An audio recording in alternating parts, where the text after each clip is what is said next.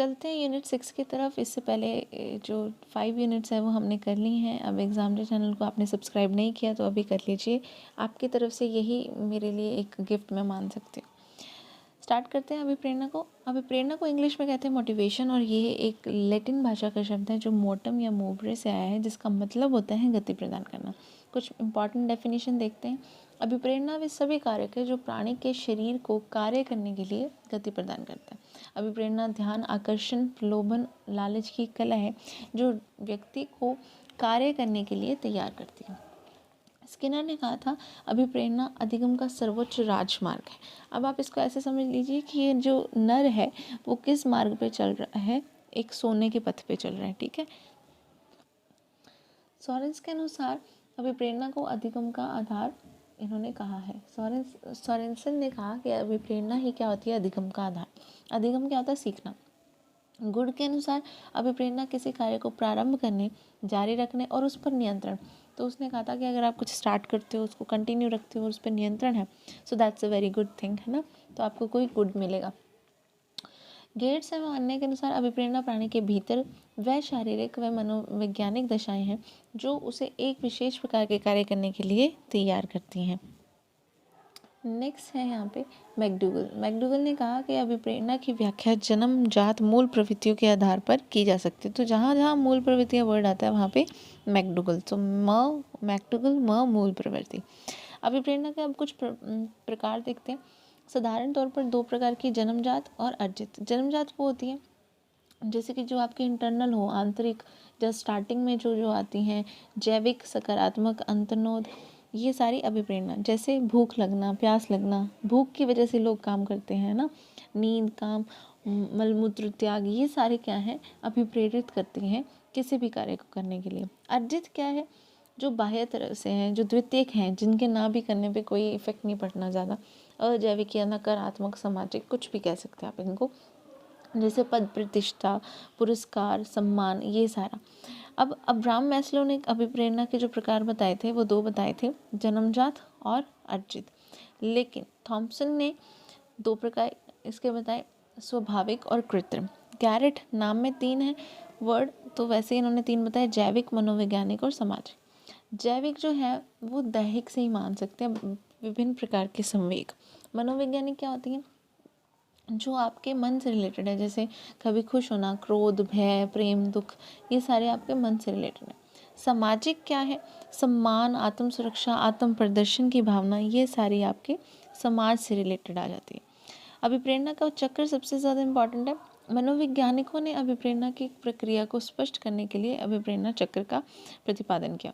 इसमें 3 सोपान होते हैं। सबसे पहला है आवश्यकता, ज़रूरत, आपको क्या ज़रूरत है, इसी वजह से आप काम करेंगे। चालक, अंतर्नोद या प्रणोद, जिसे ड्राइव भी कहते हैं, जो आपको उस आपके मोटिव तक लेके जाता है। प्रोत्साहन या उद्दीपक, इंसेंटिव अगर आपको मिल जाए, जैसे आपकी सैलरी 500 है, आपको अगर 20% इस पे इंसेंटिव मिल जाता है तो आप नेक्स्ट मंथ और अच्छे से वर्क करते हैं। सो वही यहाँ पे है। अब यहाँ पे और अच्छे से पढ़ते हैं। आवश्यकता क्या है, प्राणी के शरीर में जब किसी चीज़ की कमी या अति की अवस्था किसी कारण से उत्पन्न हो जाती है तो उसे आवश्यकता कहते हैं। चालक, अंतर्नोद, प्रणोद या ड्राइव, प्राणी में जब आवश्यकता उत्पन्न होती है तो इस आवश्यकता के कारण प्राणी तनावग्रस्त हो जाता है और पहले से अधिक सक्रिय हो जाता है। इसी तनाव की अवस्था को चालक कहते हैं। प्रोत्साहन क्या है, प्रोत्साहन प्राणी को अपनी तरफ आकर्षित करता है। इसकी प्राप्ति से आवश्यकता संतुष्ट हो जाती है और चालक की चालकता में क्या आ जाती है, कमी आ जाती है। अब इसको आप ऐसे समझ सकते हैं, M is equals to NDI। अब NDI है क्या, यहाँ पे N है आवश्यकता, I है प्रोत्साहन, D है चालक। तो ये सारी आपको क्या कर रही हैं, अभिप्रेरित कर रही हैं। ये सारी चीज़ें आपको अगर अभिप्रेरित करेंगी तभी आप किसी अपने जो भी ड्रीम पॉइंट है आप वहाँ तक पहुँच सकते हैं, लेकिन आपको अभिप्रेरणा उसमें बहुत ज़्यादा ज़रूरी है। नेक्स्ट, अब यहाँ पे कुछ एग्जाम्पल से समझते हैं। प्राणी के शरीर में पानी की कमी हो रही है तो उसमें चालक क्या है, प्यास उसका चालक है, और उसमें प्रोत्साहन क्या मिलेगा उसको, अगर पानी मिल जाएगा तो। भोजन में कमी आ गई सपोज, तो उसका चालक कौन होगा, भूख होगा, और भूख को कौन मिटा सकता है, भोजन। फिर है नींद की कमी, तो नींद उसका क्या है, चालक है। अगर आप उसको सुला दोगे तो वो कंप्लीट हो जाएगा। तो अभिप्रेरणा के कुछ सिद्धांत हैं, पहला पढ़ लेते हैं मूल प्रवृत्ति। इसके प्रतिपादक थे विलियम मैक्टिगल। 14 मूल प्रवृत्तियाँ उन्होंने बताई हैं और उन हर एक मूल प्रवृत्ति के साथ क्या होता है, एक एक संवेग होता है। तो आपको ये साथ साथ संवेग याद रखना है। सबसे पहला है भय। जब भी भय की अवस्था होती है तो लोग पलायन कर जाते हैं। क्रोध में क्या आता है, युयुत्सा कहते हैं वैसे इसको, युद्ध करने की इच्छा उत्पन्न हो जाती है, यानी कि किसी से लड़ने की। घृणा, निर्वृत्ति मतलब वहाँ से बाहर जाने का आपका मन करता है जिस भी स्टेज में आप। वात्सल्यता, संतान की कामना यानी कि बच्चे जैसा भाव। करुणा, जब आपको किसी पे दया आती है तो आप उसकी शरण में जाना चाहते हैं ना, या आपको तरस आता है। तो आश्चर्य आपको कब होगा, जब आपके मन में कोई जिज्ञासा उत्पन्न हुई। अगर कोई कामुकता है तो वहाँ पे काम की प्रवृत्ति उत्पन्न हो जाती है। आत्महीनता जब बच्चे किसी में भी आ जाती है तो वो दुखी या दैन्य अवस्था में चला जाता है। आत्म गौरव का जब आपको एक टाइम आता है तो उसमें आपको एक आत्माभिमान भी आता है कि हाँ मुझे ये मिला। एकाकीपन, जब भी आपको कोई एकाकीपन हो जाता है, जैसे आप अकेले रहने लगते हैं, तो आप समूह में जाएंगे तो और अच्छे हो जाएंगे। जब भूख लगती है तो आपको जैसे भोजन करने की इच्छा होती है। स्वामित्व जब किसी का चाहिए तो आप किसी के पास जाएंगे, संग्रहण करेंगे कि हर एक चीज़ निजी, किसी चीज़ को अपना बना लेना स्वामित्व होता है, तो आप उतना ही संग्रह करेंगे। पैसे संग्रहित करते हैं लोग। प्रतिमान करना या फिर रचना करना, जब आपके मन में कुछ क्रिएटिविटी उत्पन्न हो रही है। लास्ट है आमोद, ये जब आपके मन में उत्पन्न होता है जैसे एक शरारतीपन, तो आप हंसी मजाक करते हैं। अब उद्दीपक अनुक्रिया सिद्धांत किसने दिया, थॉर्नडाइक ने। इसके नाम ही ज़्यादातर पूछे जाते हैं। अनुक्रिया उद्दीपक उल्टा कर दिया बी.एफ. स्किनर ने। प्रोत्साहन सिद्धांत दिया था बॉल्स एम कॉफमैन ने। आनुवांशिकता पैटर्न का सिद्धांत दिया था लॉरेंस ने। चालक अंतर्नोद प्रणोद का सिद्धांत जो दिया है वो है C.H. हल। मनोविश्लेषणात्मक सिद्धांत दिया था सिगमंड फ्रायड ने। आवश्यकता या मांग का सिद्धांत दिया था अब्राहम मैस्लो ने। यहाँ पे इसका उपनाम भी दिया हुआ है। अब्राहम मैस्लो ने मानव की आवश्यकताओं के आधार पर यह सिद्धांत दिया, ठीक है। जैसे अगर किसी को बौद्धिक आवश्यकता है, जैसे IAS बन जाना, ठीक है, तो उसको आत्मसिद्धि की भावना आएगी। सामाजिक आवश्यकता और व्यक्तिगत आवश्यकता दो तरह की है। अब यहाँ पे सामाजिक है जैसे सम्मान की, मुझे समाज में प्रतिष्ठा मिले, या स्नेह और संबंधता की कि मेरे ज़्यादा से ज़्यादा रिलेशंस हों। जैसे कोई मेरे दादाजी, नाना जी, फिर आगे बुआ चाची, मुझे सभी रिलेशंस जो है रिलेटिव्स में रहना पसंद हो, तो वो एक सेकंड चीज़ आ जाती है लोगों का जब अपने ध्यान रखते हैं।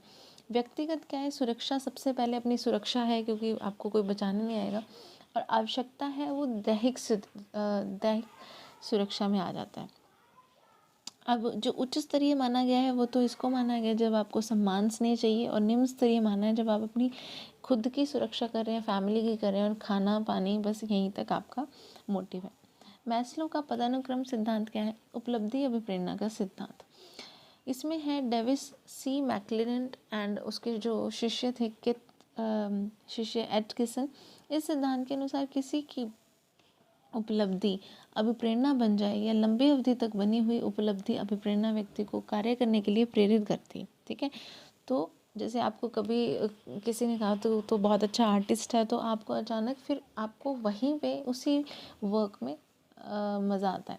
अधिगम की प्रक्रिया में जो अभिप्रेरणा है उसकी क्या भूमिका है, लक्ष्य प्राप्ति में सहायक है, ध्यान केंद्रित हो जाता है, मानसिक विकास मिलता है, व्यवहार नियंत्रित होने लग जाता है, अधिगम हेतु दिशा निर्देश मिलते हैं, सशक्त अधिगम दिशाओं का निर्माण हो जाता है।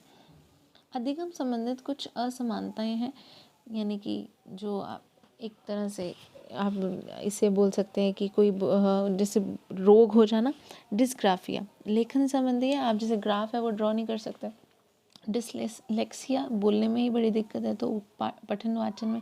डिसकैल्कुलिया मैथ से रिलेटेड है, गणित संबंधी हो गया। डिस्प्रेक्सिया जिसमें आप एक्सप्रेस ना कर सके, लेखन वाचन गणित ये सभी में क्या है प्रॉब्लम आने लग जाए तो उसे डिस्प्रेक्सिया कहा गया।